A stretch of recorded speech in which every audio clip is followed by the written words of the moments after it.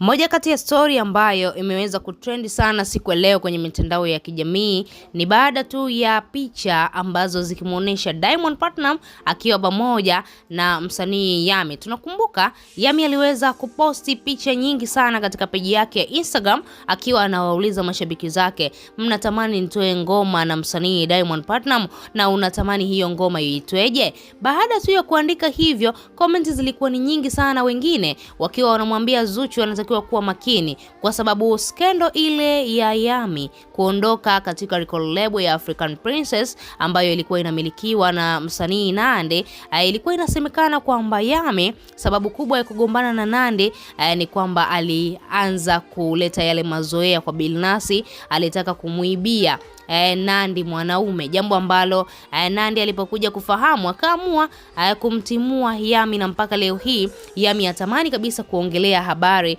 za msanii Nandy na Nandy hatamani kabisa kuongelea habari za msanii Yami. Sasa baada ya Yami kuonekana na Diamond, watu wengi wakawa wanazungumza hili swala na kudai kwamba huenda Zuchu asipokuwa makini basi Yami tayari akajilengesha kwa Diamond Platnumz. Diamond ni mwanaume ambaye tunaweza kusema yani hawezi kumkataa mwanamke.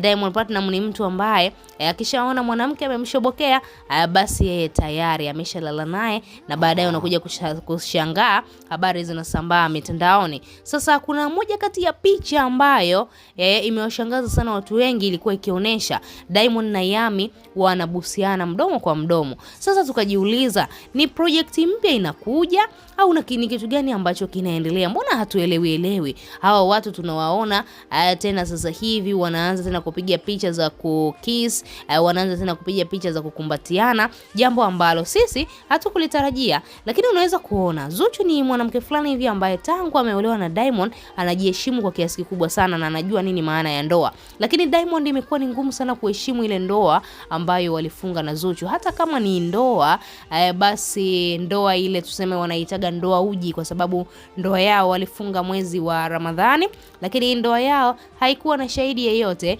Waliamua tu kwenda kufunga ndoa kwa Sheikh Walid, na Sheikh Walid akaamua kuwafungisha ndoa kwa sababu akaona ni jambo la heri. Sasa jambo ambalo Yami na Diamond wamelifanya kupiga picha kama hivyo, picha hizo zikionekana wako katika mahaba mazito, ni kama vile hazijampendeza Zuchu. Zuchu hajaweza kucomment chochote, Zuchu hajaweza kusupport chochote, amekaa kimya tu. Sasa watu wengi kama wametafsiri labda huenda Zuchu amekasirika kuona kwamba Yami na Diamond wamepiga picha za kimahaba kama hizo, labda kuna project ambayo inakuja. Hebu tuendelee kusubiri nini ambacho kitatokea. Wewe kama shabiki una lipi la kuzungumza? Tochia maoni yako, lakini pia usisahau kuonyesha upendo wako wa dhati kwa kubonyeza neno subscribe, na usisahau kubonyeza alama ya kengele, na utakuwa umejihakikishia kuwa mwanafamilia wetu na utupitwa na habari zetu za kiburudani ambazo zinakiki na kumake headline ndani na nje nchi ya Tanzania.